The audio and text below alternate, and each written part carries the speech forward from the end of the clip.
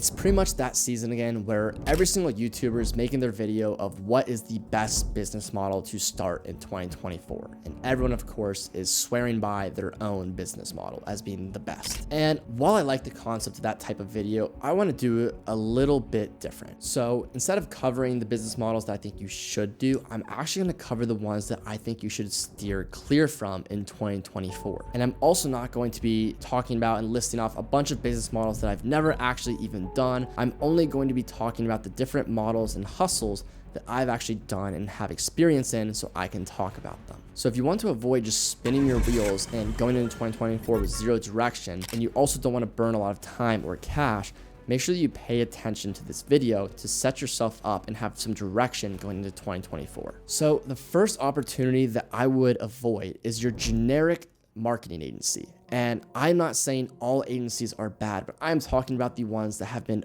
overly played out. The agency model is not the problem. It is these generic services that have become extremely saturated by some of the programs and gurus out there that have made it nearly impossible to get clients for these services. And if you even want a chance at landing clients for these niches, you have to just throw out the most outlandish claims and guarantees out there. My friend calls this market sophistication. The markets are so sophisticated now that you have to make crazy claims to even have a chance of booking a meeting. That's why you see these ads that are like, we will book you 400 appointments in the next 90 days, or you don't pay, or we'll work for free for you for 2 years, or, we'll chop off our arm and give it to you. You know what I mean? Like these ridiculous claims that people are having to make because the market has been so sophisticated and so saturated that you just really don't stand a chance if you're trying to get into one like that anymore. We saw this happen with short form content agencies and the people making the Hormozy clips, right? And now it's kind of shifting to like, I can make you Iman Gadzhi clips, right? These things get so saturated so quickly, and it starts off to be like, remember when the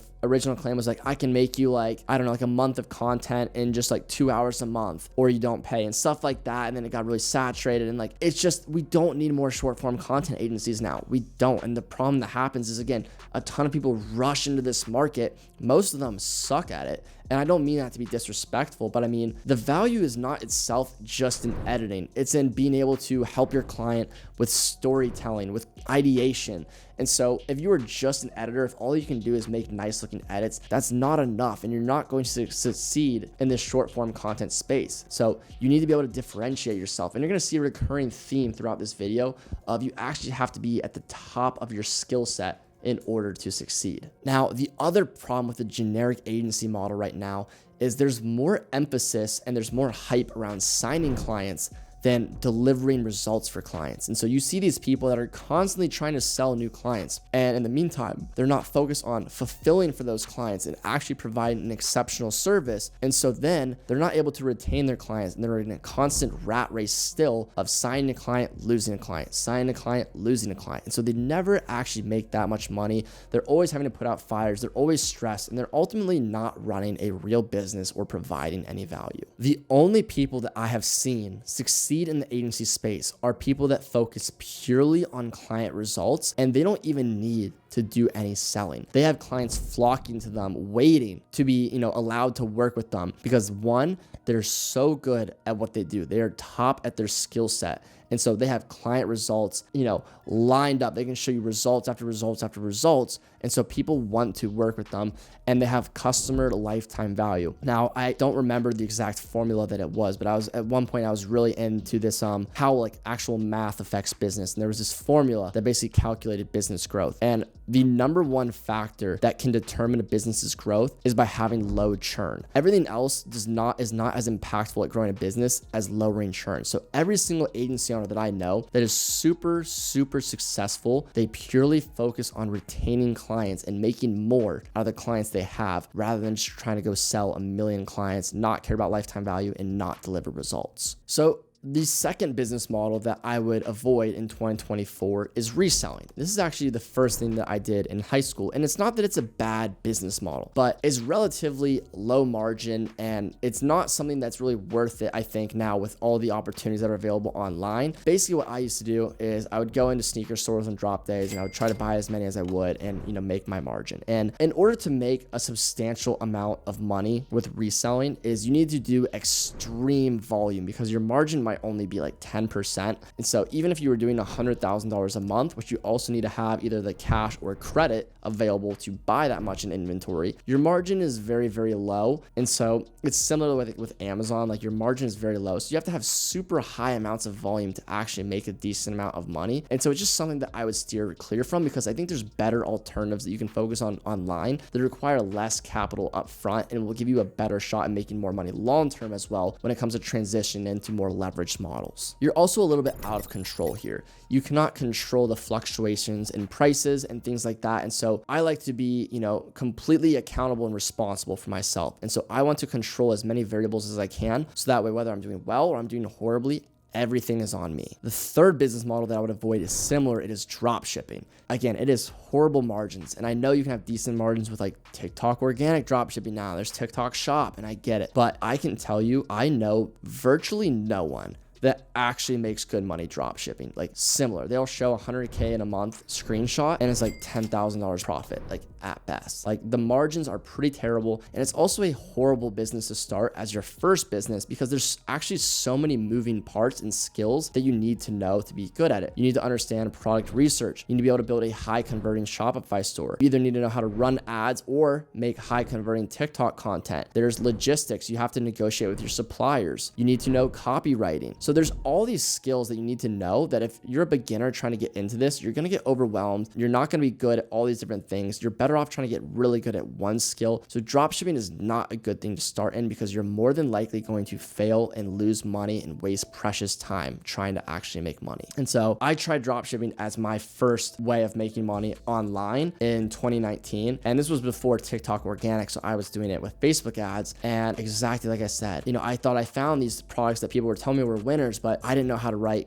copy for Facebook ads. I didn't know what types of creatives to use. I didn't know how to build a high converting Shopify store and how to make a high converting landing page and all these different things. Like I didn't know anything about email marketing. There's so many moving parts when it comes to drop shipping that it is probably the worst business model you could start if you've never made $1 online before and you're trying to make your first little bit of internet money. So I know there's a lot of hype around it, and you probably see a lot of these videos online of people say like, oh, this life is thanks to drop shipping. It's not. Okay, I promise you. I've seen a lot of these people in real life. It's not. Okay, so I just mentioned a few business models that I would avoid and that I would not start. So now you're probably like, okay, Alex, you just kind of told me not to do a lot of things that I've seen before. What should I focus on? What should I do in 2024? And so I'm going to give you a few options because I do not believe there is one thing that every single person watching this should 100% do. And you're probably thinking, oh, this is where he's going to tell me to start a software company. Of course, actually not going to do that. I think software is an amazing business model. And again, I still argue probably the best one if on stage 2 or 3 of your entrepreneurial journey. I do not think it's wise to start if you're on phase 1 because similar to drop shipping, there's a few more moving parts it's going to be hard for you to learn starting from scratch. And it's also a slow burn and it's more of a long-term play. So you need to be at a point where you can commit to it for a couple years to really see the rewards of software. And I think it's important to maintain and manage the expectations of software as it's a big part of my brand and I wouldn't want to misguide you. So what I'll be showing you instead is a handful of opportunities that I think will be massive in 2024 that are not software. So one business model that I would recommend going into 2024 is a sales agency. And this is actually something that I ran at one point. And so basically what you do as a sales agency is you find business owners that need sales reps and you basically explain that you have a sales agency and you say, hey, we will build out your CRM and we will staff you with some salespeople. And basically I'm going to manage your sales process for you. So you might build out their CRM, you might hire a setter and a closer for them, and you manage that sales team. And so,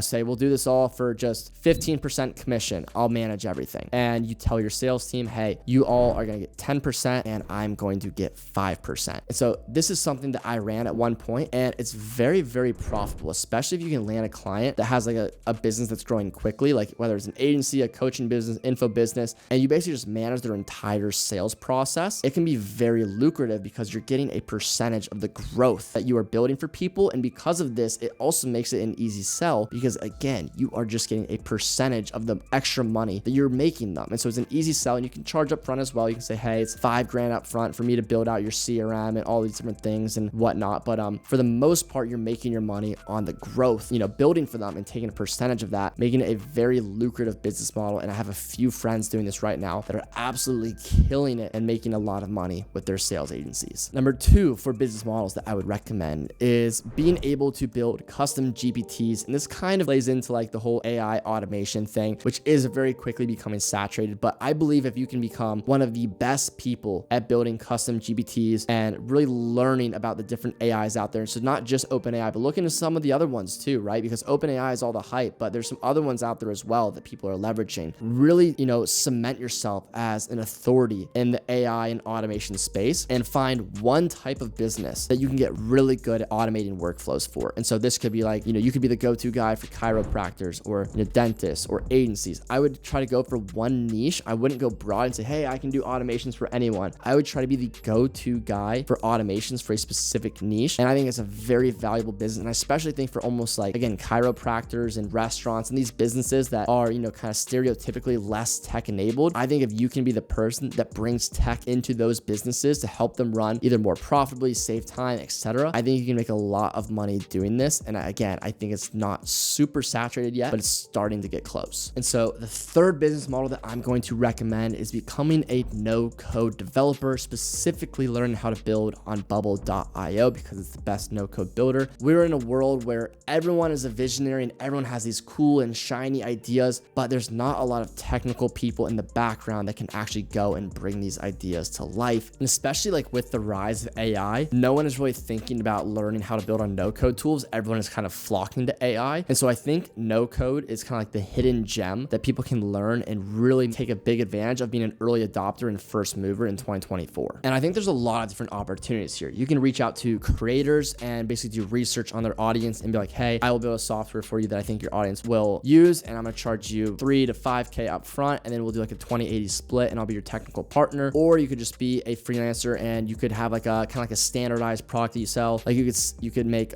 client portals for agencies, and you could have that as kind of like a standardized offer because a lot of agency owners don't have client portals and they should. And you could say, hey, I'll build these for you for $3,000 a pop, and you could just basically reach out to a ton of agencies. That's a very easy offer that you could just blast out a ton of cold emails, LinkedIn DMs, make content for, etc., etc. There's a lot of different routes, or you can just make content like I do and try to find people that want to build their different software ideas and build it for them. And I can speak a lot about this because I run a bubble agency and we actually have a $10,000 minimum, and we've charged, all the way into, 42 to like, I think we had one build even go up to $70,000 building on top of bubble.io. It's also kind of cool because this isn't like a very gray area skill where it's like, someone could say they're a copywriter and it's kind of like gray because everyone can like write words on a paper, but like not everyone's like good at it. Being a bubble developer is a little bit more black and white. Like, of course, there's still some that are better than others, but you either kind of don't know how to build on Bubble or you do. It's a little bit more black and white than some of these other skills. And so for that reason, I think it's a little bit more appealing. And I can also tell you from my own experiences, there's a huge supply and demand imbalance. Like, there are way more businesses looking for Bubble developers than there are talented Bubble developers out there. So if you can learn this skill, I think it's much easier to get clients here than all these other things because of that supply demand imbalance. Like, I get hundreds of DMs a day from copywriters, from closers, from setters, because they've just become very saturated spaces, but I don't ever get DMs from Bubble developers. Okay. So it's like, how do you go about learning this skill, right? So you can basically go down the YouTube rabbit hole and you can piece together a bunch of tutorials and things of that nature. Go on YouTube, practice yourself,